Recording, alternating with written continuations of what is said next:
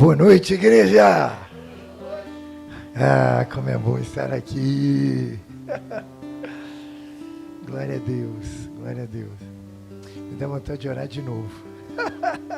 E por que não? Curve a sua fonte. Senhor, está aqui teu povo lindo, um povo que se chama pelo seu nome. E nós queremos te ouvir, independente do pregador, mas nós queremos te ouvir. Então vem aqui, fala conosco. O Senhor sabe que o pregador tem pouco a oferecer, mas uma vontade de que o Senhor fale. E eu quero te pedir, faz assim, para honra e glória do seu nome. Amém, amém. Eu falei que eu estava acompanhado, mas estou muito bem acompanhado, né? A Julinha vai pregar comigo, o Juan também. E Deus me deu uma mensagem, irmãos. Eu voltei ontem de BH. A gente tem uma parceria querida com os Batistas Mineiros, né? E ontem eu estive lá com um grupo de 30 irmãos lá, dos Batistas Mineiros, né? Que bom que a cura é tão aberta que a gente não tem problema nenhum, né? Nós somos reino. Posso ouvir um amém? Amém! Vira para o seu vizinho e fala assim: você é reino. Reino. Não importa se você é flamenguista ou botafoguense. Não importa. Botafoguense está em alta agora, né? Ó, os caras estão até enchendo. Mas não importa, nós somos reino. Amém? Lá é muito interessante, né? Que lá que estão falando do Cruzeiro e do Atlético, né? Se fala do Cruzeiro e do Atlético, eu sou atleticano, não sou não, né? Nós somos reino. E Deus me deu uma mensagem, assim, eu fui trabalhando isso lá, e assim, quando a pastorinha Marta me falou, bom, Edson, você tem a chance de pregar? Eu falei assim, olha, pastorinha, eu vou chegar, não, mas você... E aí os meus pastores me cuidando, né? Mas você vai chegar, eu cheguei às 4 horas da manhã hoje. Falei, não, mas eu não vou perder essa oportunidade por nada. E Deus foi me falando no ônibus, no avião. E aí à tarde, irmãos, nós temos o nosso pastor, ele é professor de homilética, né? Então ele ainda me deu uma ajudada e tal. Aí no carro ainda tive uma aula no carro com a pastora Érica. Então eu tô assim, muito... E eu quero partilhar algo muito especial. Eu vou tentar, irmãos, como eu queria que você pegasse o que Deus me falou, sabe? Eu quero falar de Jesus como sentido da nossa vida. Você pode repetir isso comigo? Jesus, Ele precisa ser o sentido da nossa vida. É disso. Se você não entender, não lembrar mais nada que o pregador falava, você tem que lembrar disso. Edu, é disso. Juan, vou te falar outras coisas, vou te contar, mas é isso. É isso. E por que eu estou usando essa expressão sentido de vida, né? Jesus é muita coisa, né, Juan? Pode falar que Jesus, mas aí eu quero te contar da onde eu aprendi isso. E aí eu quero falar da minha profissão. Eu aprendi uma coisa tão bonita lá na psicologia. E eu vou fazer uma coisa que eu acho que Deus tem me chamado para fazer mais, que é dialogar, Priscila, entre aquilo que a gente aprende, irmãos, e aquilo que a gente vive enquanto reino. Amém? E eu quero te estimular isso. Lá no Porto, Juan, você não está lá para estar lá. Você está lá como um filho do reino, lá naquele lugar. Lá com seus clientes. você está lá. Lá na loja, lá na escola, lá no IF, onde você estiver. Lá no shopping, Jô. Nós não estamos. Lá na empresa, nós não estamos. Lá na escola, lá no terreno, nós não estamos. Nós estamos lá como filhos do reino, emprestados ali. E tudo que nós fizermos fora, onde Deus nos permitir, não precisa revelar o Deus que é o sentido naqueles lugares. Amém? Eu sou professor, eu trabalho com psicologia há muitos anos. E para mim chegar na psicologia foi tão difícil, porque eu era outra coisa, eu tinha uma outra profissão, e estava infeliz na profissão. Quem me conhece já ouviu. E aí Deus me deu psicologia. E aí, puxa, isso me ajudou, porque graças à psicologia eu consegui tantas coisas, que pude comprar minha casa, pude ajudar os meus filhos, ajudar a minha família. Mas essa não é a minha principal identidade. A minha principal identidade, o meu maior sentido, não pode ser isso. E é disso que eu quero te contar. Julinha vai caminhar comigo, porque eu vou te falar uma coisa que eu aprendi lá na minha profissão. Eu fiz um cálculo, coisa de professor, tá? Fica tranquilo, né? Eu vou te contar uma coisa que talvez você não saiba, mas é muito bacana. O nosso curso, né? Como outros cursos, Edu está fazendo, né? Nutrição, deve ter também muitas horas. O nosso curso tem quase 5.000 horas. 5.000 horas, irmão. Mais ou menos 4.800 horas. Tá? E são 50 disciplinas, Maria Clara. 50. Olha isso, Patrick. 50 disciplinas. Então, para um psicólogo virar psicólogo, ele passa os 5 anos lá estudando. Talvez o curso de administração pode ser isso também, né? 4 anos. Mas lá com a gente são 50. E aí esse professor meio esquisito, um dia eu fiz um cálculo assim. Quanto, se eu pensar que um psicólogo é alguém que é ensinado, olha, ele ajuda na saúde mental das pessoas. Ajuda as pessoas a acharem, né, a felicidade. É isso que a gente faz. Essa profissão é muito especial. E aí, eu fui olhar os livros que a gente estuda. Toda faculdade, o MEC exige um número de livros. Tá? Toda faculdade. O MEC é o Ministério da Educação, Marcelo. Mas eu tenho que falar de 4 livros. Beleza? Então vamos fazer a conta. Se tem 50 disciplinas, então vamos tentar calcular 200 livros. Então, um psicólogo em 5 anos, ele precisa, não é que ele vai ler o livro todo, entendeu? Mas temas lá de cada livro. 200 livros. Aí, esse psicólogo esquisito, irmão Cristo de vocês, foi procurar. Escuta isso, Renata. Quantos desses livros falam do sagrado? Trabalham, Charles, espiritualidade, que é chave para a nossa felicidade. Sim ou não? Sim ou não? Sim, por isso nós estamos aqui. Senão a gente estava num outro lugar. E aí eu fiquei pensando, deve ser talvez uns 20% dos livros, né? Se são 200, faz a conta aí, o pessoal da conta, o Ramon não está aqui hoje, 40 livros, será? Opa, 20%, estaria legal, né?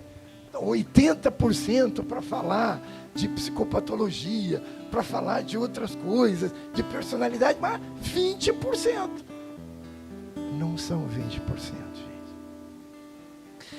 Aí eu fui procurar mais, então peraí, bom, deve ser 10%. Então, ó, 10%, um curso que é para cuidar das pessoas. Beleza, 10%, faz a conta aí. 10 de, né? Quantos livros seriam? 20. Não são, irmãos. Sabe quantos eu localizei? Eu localizei 7 livros do curso inteiro, que é um curso que é muito especial. E é muito especial. É mesmo. Abençoa a história nesses 100 anos, 100 e poucos anos da psicologia. Abençoa a sociedade, irmão. Mas 4%. Mas isso é só na sua faculdade, não é não. Eu estou fazendo outro, estou avaliando outras faculdades e está perto disso, 4, 5. Então, olha, o que é uma das ciências da saúde mental? Fala para mim e para você, olha, a importância daquilo que você crê é importante, mas 4%. É muito ou é pouco, gente? É muito pouco.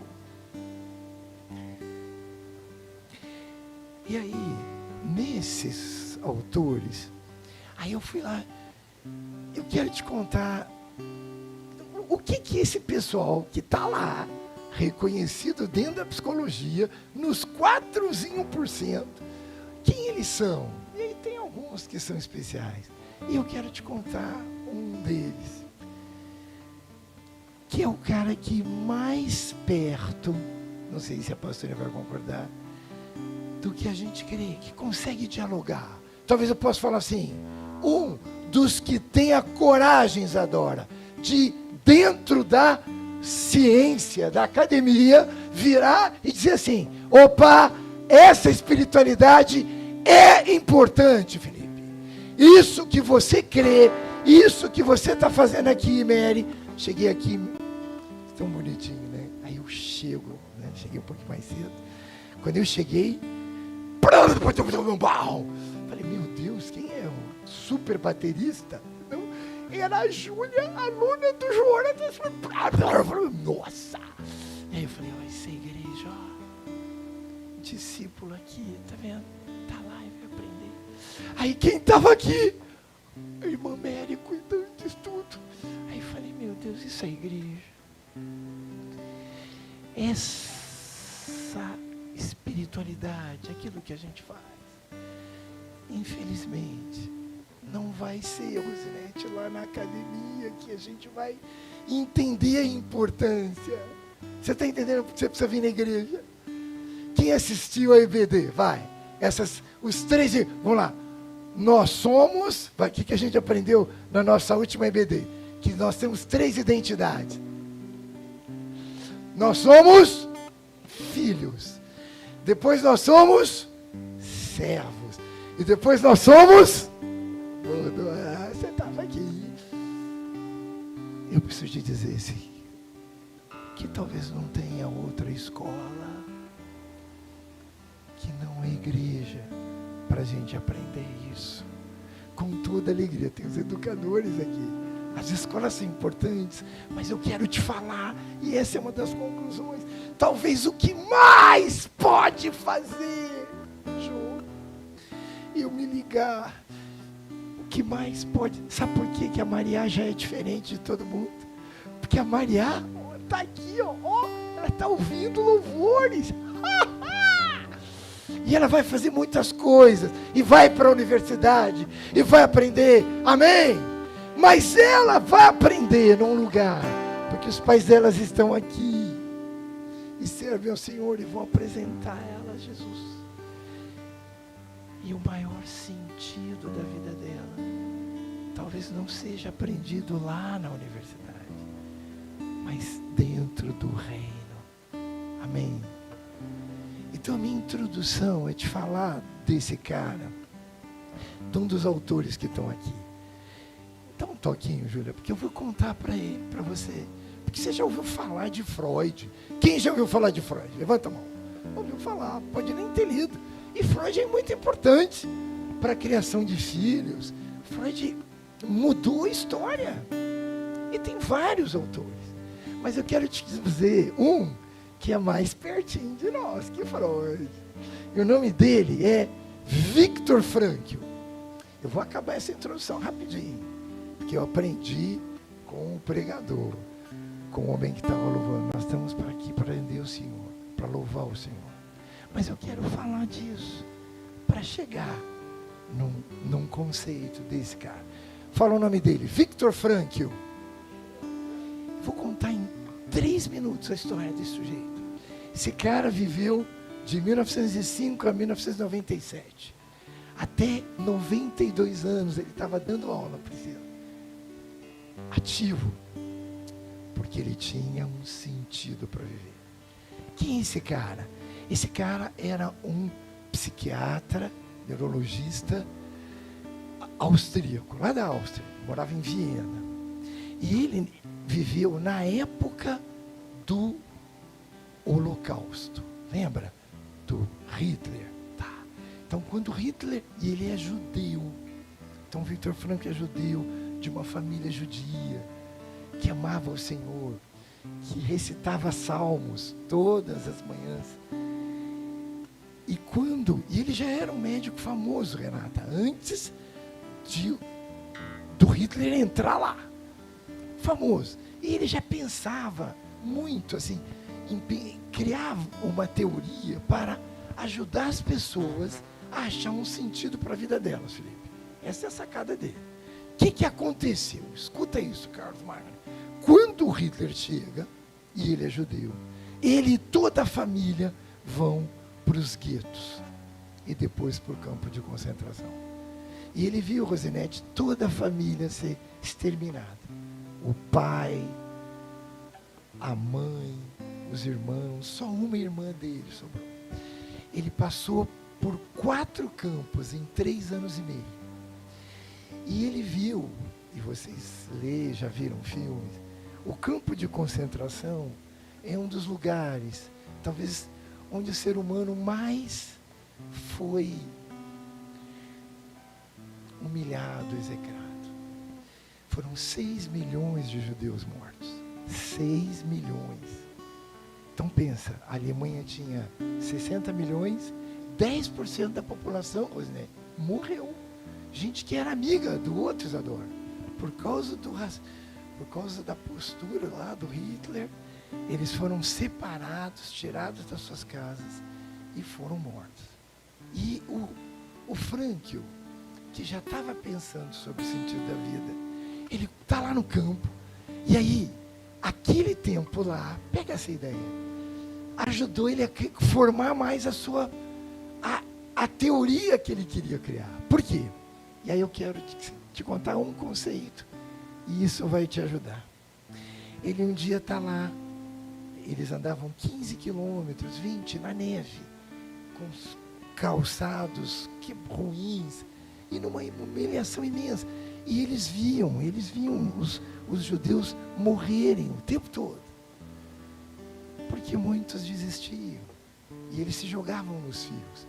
Essa era a forma de suicídio mais terrível. Mas um dia ele está lá, e ele pergunta para 2 homens lá. Ele percebe: por que você não desiste? Por que você não vai lá para o fio? E um deles falou assim: Edu, não posso.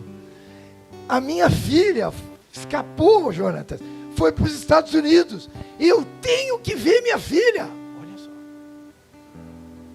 Então tinha um que não estava desistindo porque tinha uma filha. Aí ele pergunta para um outro, Isadora, pergunta lá, irmã de Jailma: ué, fulano, e você, por que não desiste?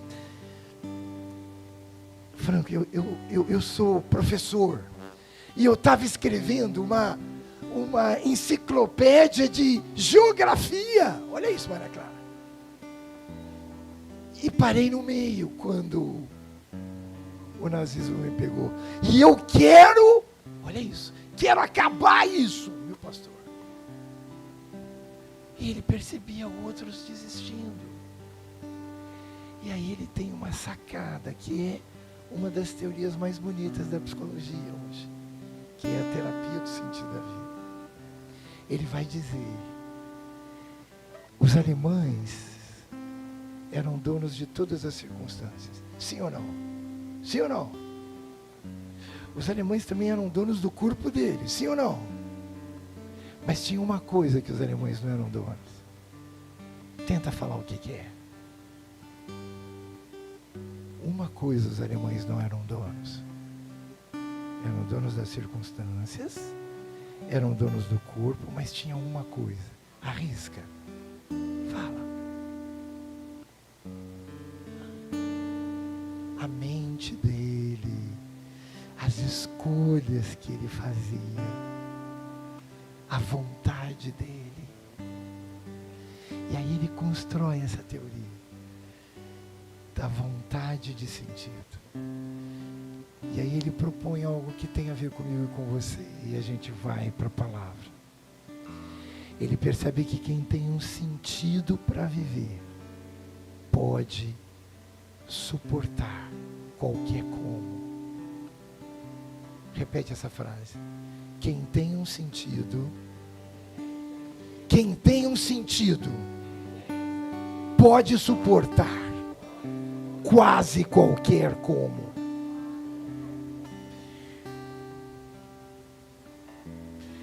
E ele, quando sai, ele amplia essa teoria e ele vai fazer uma tese de doutorado que ele vai falar do Deus inconsciente, ele vai falar de um supra-sentido. E aí a Júlia vai botar, a teoria dele tem 3 pilares. Para alguém conseguir estar vivo, precisa ter um sentido. E um sentido em fazer alguma coisa, lembra do professor de geografia? Amar uma pessoa, lembra do que tinha filha? Ou encontrar um sentido no sofrimento. Edson, o que isso dialoga com a palavra? Quando eu escuto isso, desse homem que é um psicólogo, mas isso dialoga com alguma coisa que a palavra me ensina. E a Julinha vai me ajudar. E aí eu pego 3 reflexões, a partir dos 3 pilares dele. Meu pastor me ensinou que a gente deve fazer perguntas. Está aprendendo, hein? Se você for pregar na cura, você pede uma aulinha de homilética com o pastor Rodrigo ali e tal. Eu pergunto para você, qual é a razão da sua existência? Qual é o seu sentido, Charles, para viver? E essa é uma pergunta muito difícil, Juan. Como é que você chama, meu irmão? Rafael, eu não conheço você, mas Deus conhece. Que bom que você está aqui. E a pergunta, talvez, que dialogando com esse ensinamento que aquele homem me traz, será? Qual é o sentido da minha vida? Porque ele me ensinou lá que se eu tiver um sentido, eu aguento qualquer coisa. E o que a palavra me fala? Eu também tenho aprendido lá. Ser seminarista é legal também, né? A gente vai aprendendo. Apesar que é difícil, né? Tá difícil. Gente, eu tô... Vocês...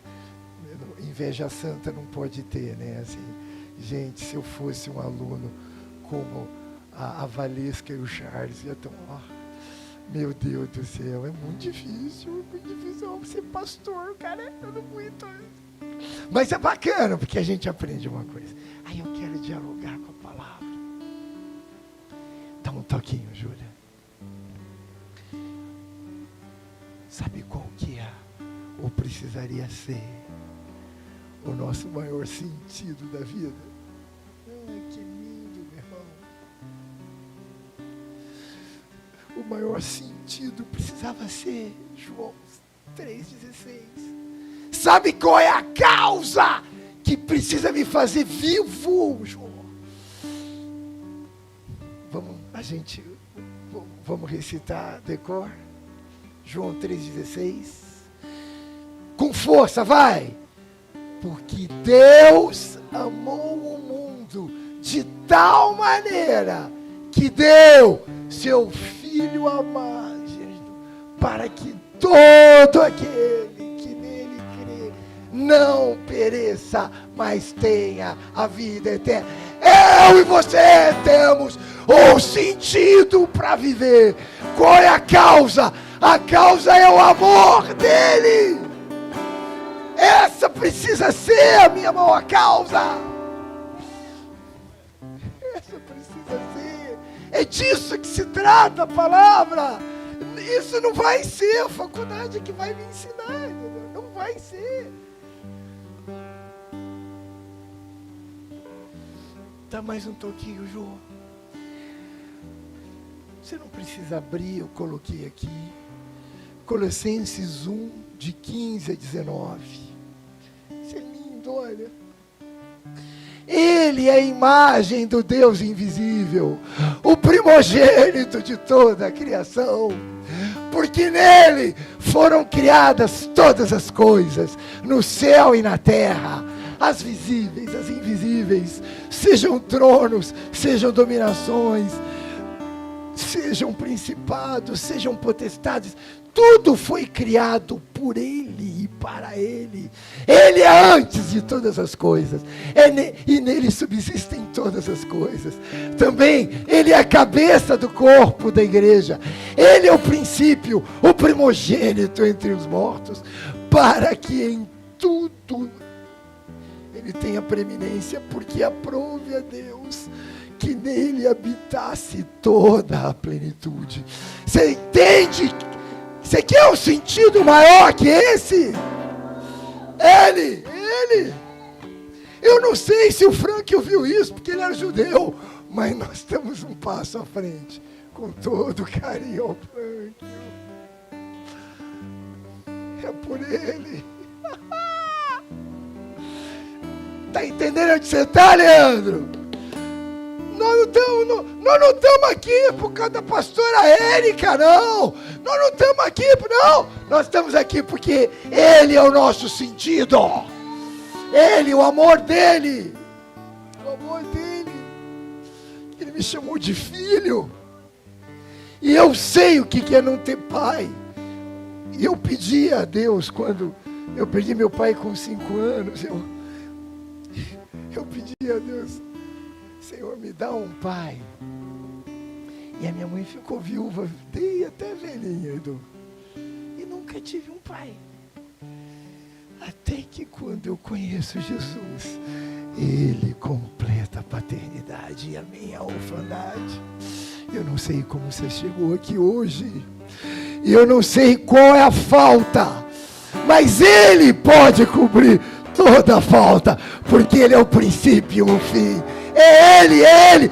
Essa precisa ser. Eu e você temos uma causa para viver, Renata, para aguentar as encrencas do trabalho. Aí as encrencas ficam menores, Priscila, ficam muito menores.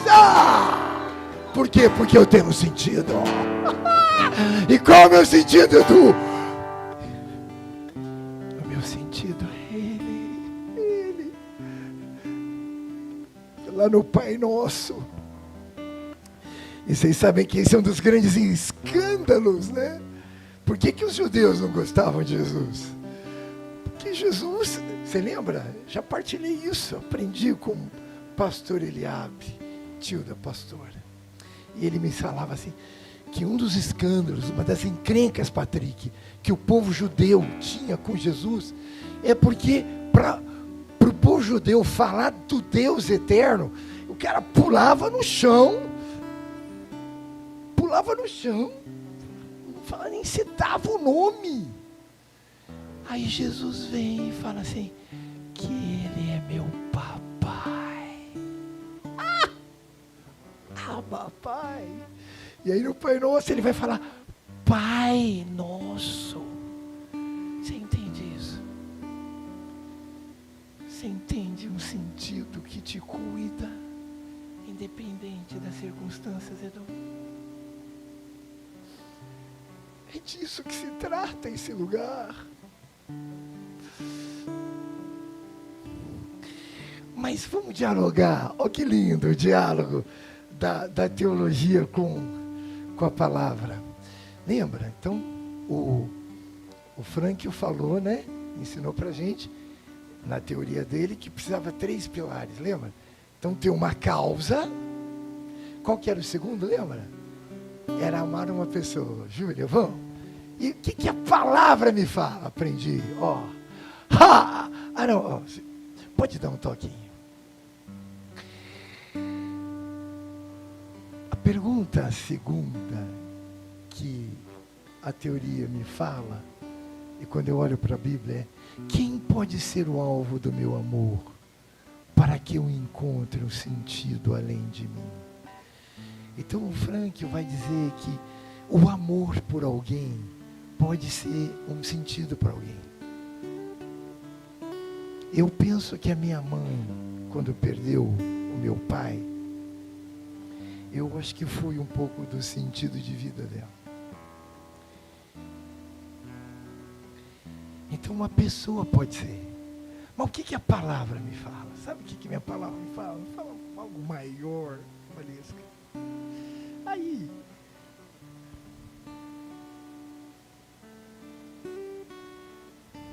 Porque a palavra vai falar outra coisa.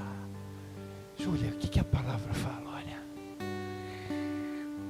Mateus 22, 37 a 39. Jesus respondeu. Jesus está respondendo aquela pergunta, né? De um escriba lá, qual que é o principal dos mandamentos? E Jesus responde, Filipe, ó. Ame ao Senhor Deus de todo o seu coração, toda a sua alma, Carlão, todo o seu entendimento.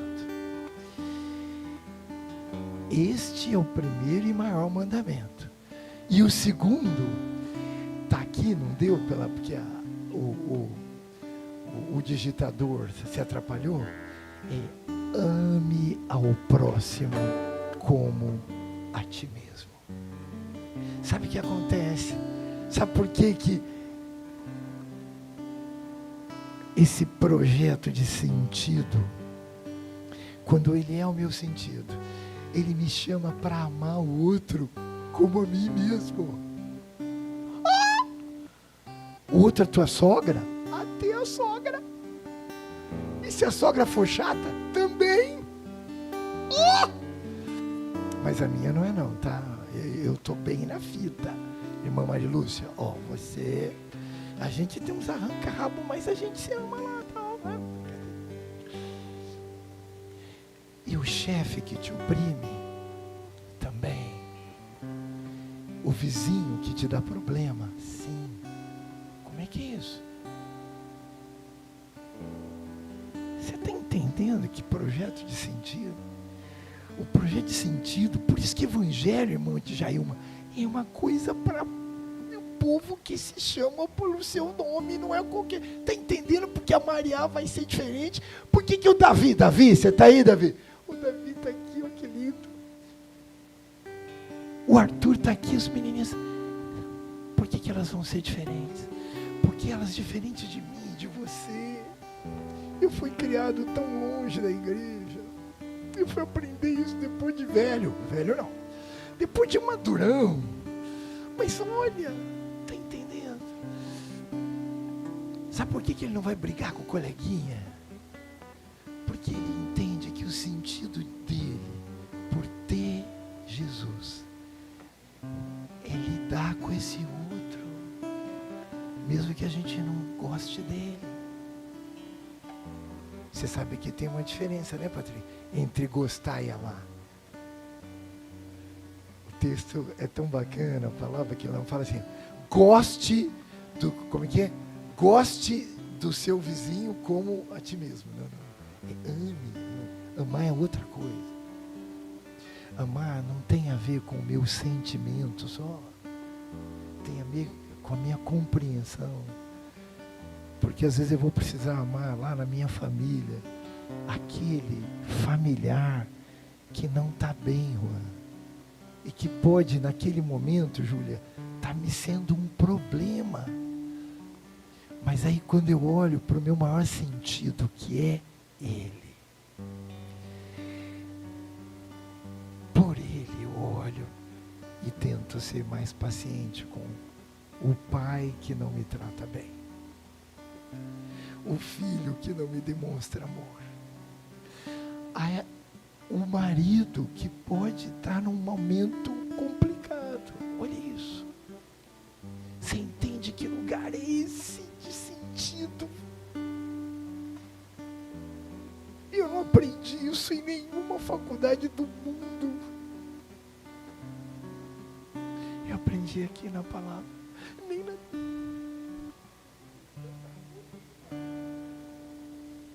Aqui, tá aqui, ó. Esse é o manual. O que me faz conseguir amar quem não me ama? Oh, que maluquice, cara! Você conhece algum lugar? Tão bom ter você aqui. Oh. Vocês viram, gente? Oh, olha que bonitos os filhos do Carlão e da Renata. Os trezinhos ali. Estamos muito felizes de ter vocês aqui. O que faz? Então, meu sentido também de tê-lo me faz ter uma outra relação com o Ocidente.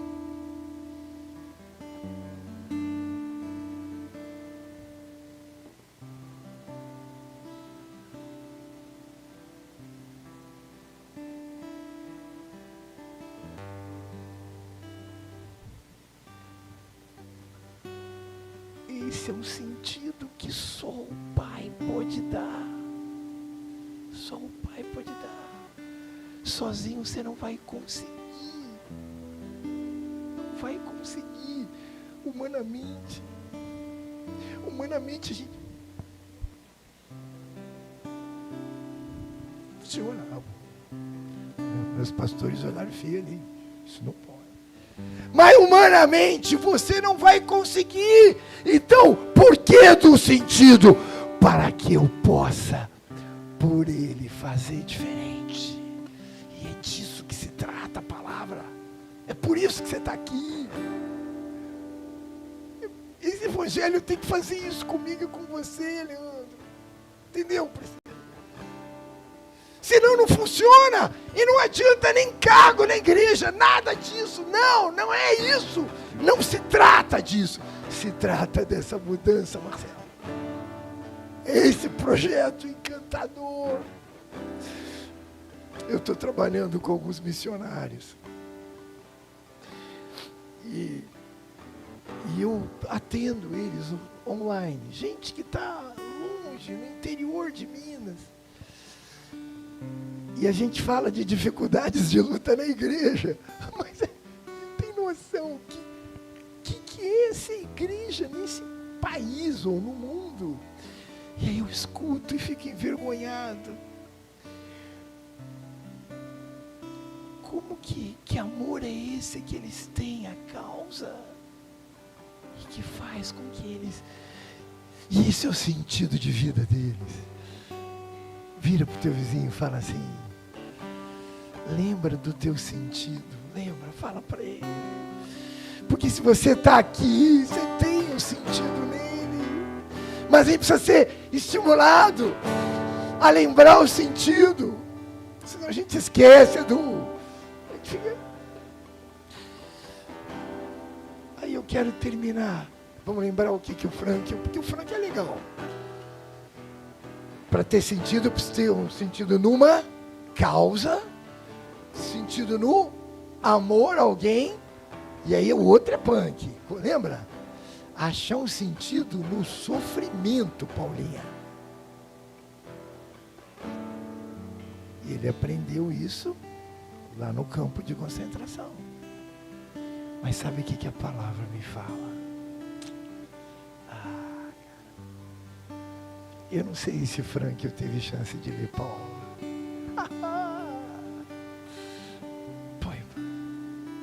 Porque aí eu vou lembrar da cruz. E se eu lembrar a cruz, eu vou lembrar do meu Jesus, que enfrentou o maior sofrimento por mim e por você. E aí Paulo, qual o sentido, né, do sofrimento? Então, um toquinho. Vamos falar o Romanos 8, 28? Com força, bem bonito. 1, 2 e vai! Porque todas as coisas cooperam.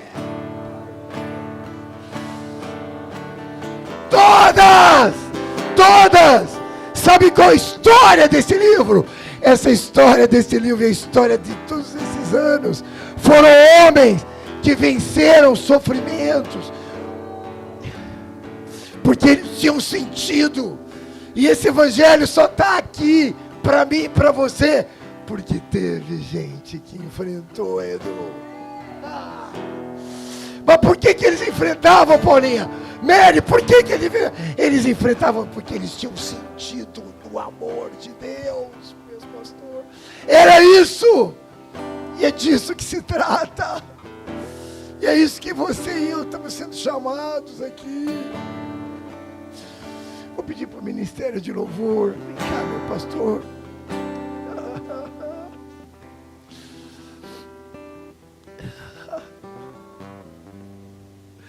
Senhor, curve a sua cabeça. Paizinho, ensina-nos a olhar como grande sentido para a nossa vida. Nos ensina a relembrar do seu amor. Nos fortalece na revelação do amor da cruz. Senhor, tantas coisas ocupam a nossa cabeça. Queremos tantas coisas, ou fomos ensinados a tantas necessidades. E o que mais nós precisamos é ter o Senhor como grande sentido. Porque ter o Senhor é ter o Deus de amor, o Deus que me chama de filho. E porque eu tenho o Senhor como filho, eu vou querer levar isso para aqueles que estão ao meu lado, para aqueles que estão no meu trabalho, para aqueles que nem me amam, mas que precisam dessa revelação para ser felizes, porque outras coisas não vão dar, porque é dele, por ele e para ele são todas as coisas, que dele por